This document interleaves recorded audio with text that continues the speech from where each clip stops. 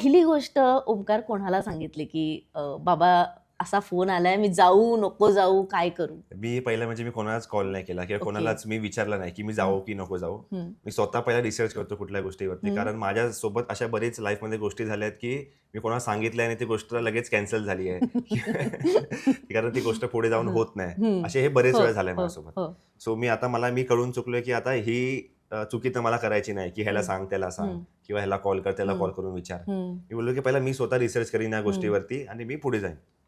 तर मी स्वतः रिसर्च केला या गोष्टीवरती आणि मग मी पुढे गेलो आणि मी आत्ताच यायच्या आधीच 2-4 दिवस आधीच सांगितलं मी घरी घरच्यांना. हां. सांगितलं? काय रिएक्शन होती? रिएक्शन काय वेडा बनवतो.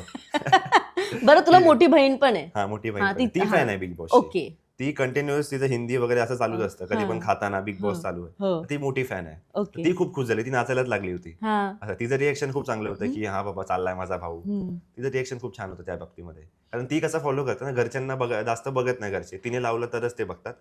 बाकी ती फॅन आहे बिग बॉसची.